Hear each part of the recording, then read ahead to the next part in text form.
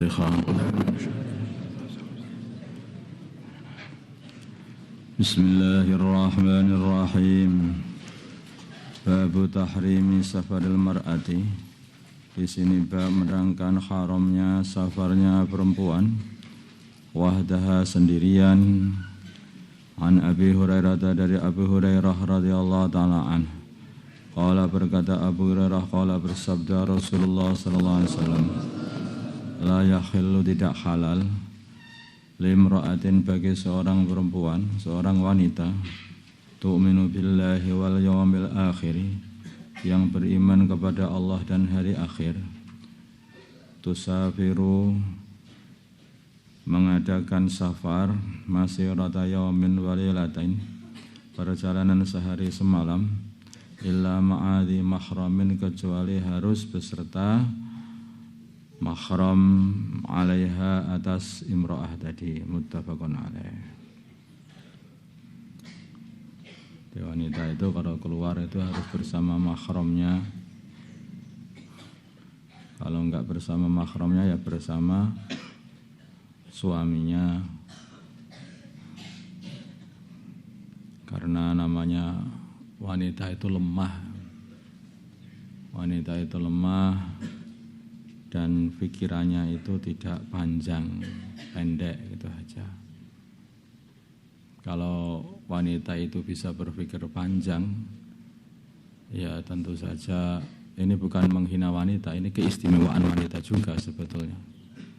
Pikir pendek itu, yaitu kalau pikirnya itu panjang, maka tidak ada wanita yang mau melahirkan. Sekali saja sudah kapok itu.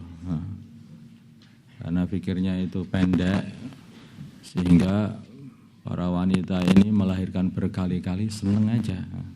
Kapok itu sebentar, sehari, sebulan, 2 bulan, nanti seneng lagi, pengen punya anak lagi. Itu. Tapi laki-laki baru melihat orang lahiran aja udah kapok, saya nggak marani aku melahirkan. Laki-laki gitu, sudah terlalu panjang. Demikian dalam perjalanan wanita begitu. Kalau ada godaan-godaan di tengah jalan, mereka para wanita nggak bisa berpikir panjang. Apa akibatnya nanti kalau sampai tergoda di jalan itu? Akibatnya bisa mencelakakan dia ini selamanya, bahkan sehidup dia. Maka harus disertai, para wanita ini harus disertai. Dan juga para wanita itu mudah tertarik. Kalau laki-laki masuk toko, maka yang dibeli 1. Tapi wanita yang masuk toko, niatnya beli 1, pulang itu bawa 10. Artinya apa? Tertarik.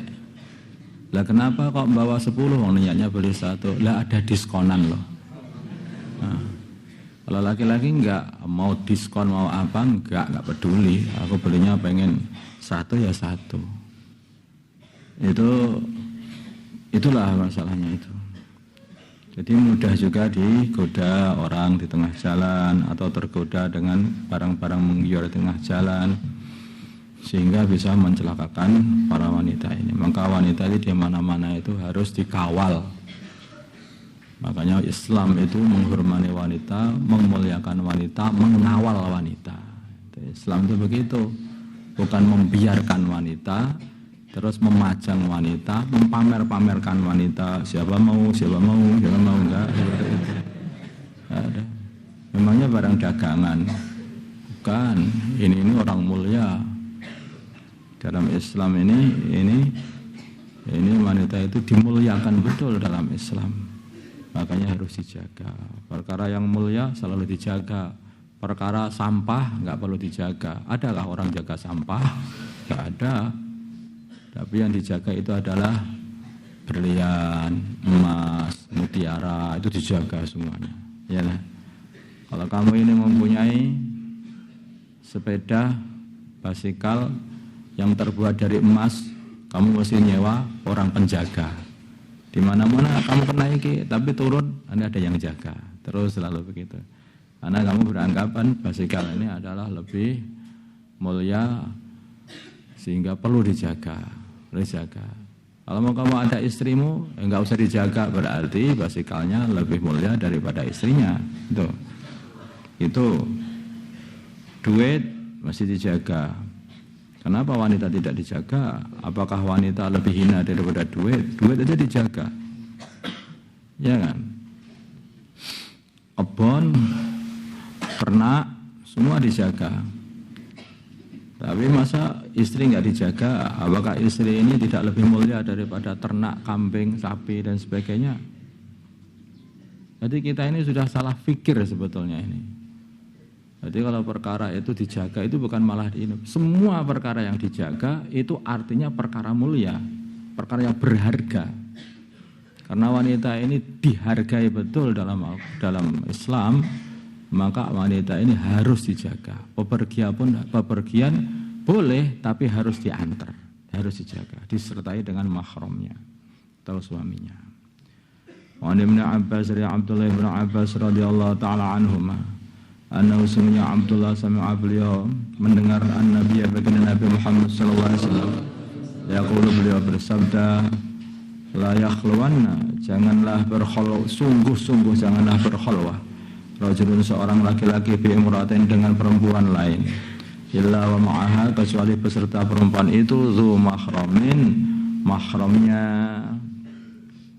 Jadi enggak boleh orang itu, makanya kenapa pepulangan di sini ini dibedakan, wanita dibedakan dengan perempuan supaya tidak ikhtilat antara wanita dengan orang-orang yang bukan mahram. Kita di sini belajar agama habis-habisan, kemudian pulang-pulangnya hancurkan agama habis-habisan. Itu. Makanya itu pulang itu disendiri-sendirikan di sini itu. Kalaupun yang boleh pulang hanya yang pancen bersama mahramnya, yang mahrami. Itu tertib-tertib agama ini ketika kita sudah belajar, syukurnya orang itu mempelajari ilmu, ya mengamalkan ilmu. Itulah. Kalau sudah nggak diamalkan lagi, ya untuk apa ilmu itu? Malah justru ilmu itu akan jadi hujjah, akan mencelakai diri orang yang tidak mengamalkannya. Jadi kita ini belajar ilmu, ya dah.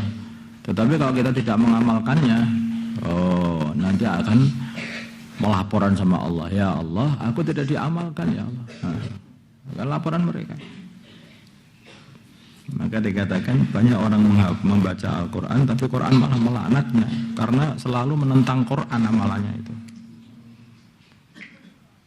Wala tusafiru, tidak boleh melakukan safar. Al-mar'atu, seorang wanita, illa ma'adhi mahramin, kecuali bersama mahram. Jadi tidak boleh khalwah dengan orang yang bukan orang yang bukan apa-apanya kecuali disertai dengan mahramnya. Dan tidak boleh pula safar sendirian. Kalau safar harus beserta mahramnya. Faqala, maka berkata lahu kepada baginda Nabi rajulun, seorang laki-laki, ya Rasulullah, wahai Rasulullah sallallahu alaihi wasallam, inna mur'ati, sungguhnya istriku, kharajat, dia keluar hajatan untuk haji. Wah, ini dan sesungguhnya aku uktutibtu, aku telah menentukan diriku, menetapkan diriku fi ghazwati kada wa kada, di dalam mengikuti perang ini. Qala, bersabda baginda Nabi, ingtolik, berangkatlah kamu, fahujja, maka berhajilah, ma'amra'atika, beserta istrimu, muttafaqun alaih. Haji, umrah itu baiknya ya istri ini dengan suaminya atau dengan mahramnya, dengan suaminya. Ini ada orang mau khuruj, istrinya mau haji, bagaimana? Saya sudah daftar ya, mau khuruj. Ya, istriku ini pas mau haji, saya ini gimana ini? Ya kamu sertai istrimu haji sana, jangan khuruj, jangan keluar. Begitu. Ini pentingnya orang menjaga, karena banyak terjadi. Jadi ketika orang-orang ini membiarkan keluarganya atau istrinya pergi sendirian, karena alasan apapun, begitu pulang maka istri itu, wanita itu sudah berubah. Sudah berubah. Tuh. Datang dari umrah atau haji, ya, pulang-pulang langsung melihat suaminya jelek sekali.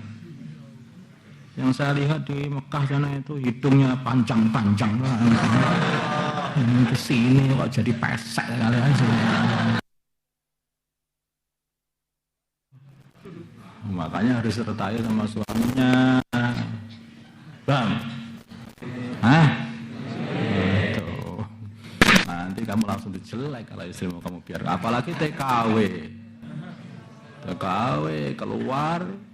Wanita sendirian luar negeri pulang-pulang ya langsung di sana ya orangnya putih-putih sih, ini kan suamiku sih hidungnya begini gimana, repot, langsung minta surat talak. Astagfirullahaladzim. Wanita itu begitu, makanya hati-hati, mudah sekali terpengaruh. Lihat putih terkesan, lihat panjang terkesan, lihat pendek itu apa aja kesan sana terkesan sini. Jadi berbahaya gitu. Makanya harus dijaga betul-betul. Insyaallah ya. Nah ini adalah dan orang itu kalau menikah juga itu juga amanah ya. Itu amanah. Itu amanah. Jadi wanita itu kalau menikah jadi seperti tawannya laki-laki, maka harus dijaga betul-betul sebaik-baiknya. Baik-baiknya, diarahkan, dijaga, disayangi. Jadi jangan dikira orang itu menyayangi seseorang itu ketika membiarkannya. Enggak. Orang membiarkan itu enggak menyayangi itu. Coba itu. Kalau kamu punya kambing, kamu biarkan, enggak kamu urus, kamu nyayangi enggak? Itu kan menyayangi itu. Itu sama saja membiarkan sana itu mau ditendang mobil, mau di apa terserah itu. Gitu. Tapi kalau kamu sayangi sama kambingmu, mesti kamu buatkan kandang, kamu buatkan begini, kamu buatkan yang ini. Hari dikeluarkan, hari dimasukkan, hari waktu keluar, masuk semua dijaga, kan begitu. Kan begitu. Makanya itu kalau orang itu punya istri itu ya harus begitu, harus benar-benar dijaga. Jangan sampai keluar tanpa mahram. Nanti kak keluarga itu tadi. Ini semua ini kalau diamalkan, keluarga itu tenang, ayem, tentram, semua sampai itu sampai habis itu. Nah. Tapi kalau enggak diamalkan, kisruh keluarga itu enggak ada habis-habisnya. Enggak tenang, enggak ayem, terus jadi permasalahan. Allahumma shalli ala sayyidina Muhammad wa ala sayyidina Muhammad sallallahu alaihi wasallam Ibrahim wa ala sayyidina Ibrahim wa ala sayyidina Muhammad. Allahumma arhamna sayyidina Muhammad wa ala sayyidina Muhammad. Alif baina qulubi sayyidina Muhammad Allahumma salli wa sallim.